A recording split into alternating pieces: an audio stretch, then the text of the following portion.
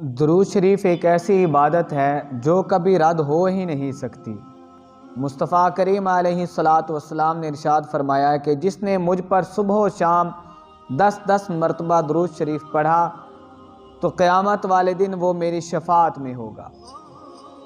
حضور علیہ السلام ارشاد فرماتے ہیں اللہ رب العزت نے ایک فرشتہ پیدا کیا جس کے دونوں بازوؤں کا درمیانی فاصلہ مشرق و مغرب کو گھیرے ہوئے ہے۔ اس کے بازو اتنے بڑے ہیں جنہوں نے مشرق اور مغرب کو گھیرا ہوا ہے۔ سر اس کا زیر عرش ہے، عرش کے نیچے اس کا سر ہے، اور دونوں پاؤں تخت الثری میں ہیں۔ روئے زمین پر آباد خلق کے برابر اس کے پر ہیں۔ جتنی بھی انسانیت ہے، جتنے بھی انسان ہیں، اس کے برابر اس ایک فرشتے کے پر ہیں۔ میری امت میں سے جب کوئی مرد عورت مجھ پر درود بھیجتا ہے تو اس فرشتے کو اذن الہی ہوتا ہے۔ اللہ رب العزت اس کو حکم دیتا ہے کہ وہ عرش کے نیچے بحر نور میں غوطہ زن ہو جائے، بحر نور میں غوطہ زن ہو تو وہ غوطہ لگاتا ہے۔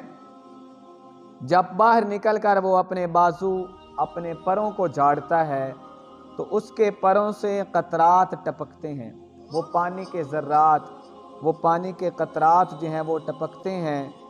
ذات باری تعالیٰ ہر قطرے سے ایک فرشتہ پیدا کرتی ہے، ہر قطرے سے ایک فرشتہ پیدا ہوتا ہے۔ اور پھر فرمایا کہ جب وہ فرشتہ پیدا ہوتا ہے تو وہ کیا کرتا ہے، وہ قیامت تک اس کے لیے دعائے مغفرت کرتا رہتا ہے۔ وہ جو فرشتہ پیدا ہوا تھا وہ قیامت تک اس کے لیے دعائے مغفرت کرتا رہتا ہے۔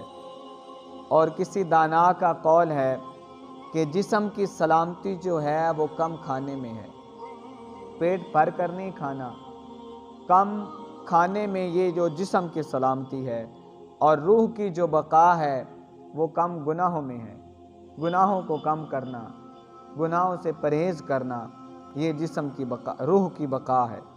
اور ایمان کی جو سلامتی ہے وہ حضور نبی کریم علیہ السلام کی ذات اقدس پر درود و سلام پڑھنا ہے۔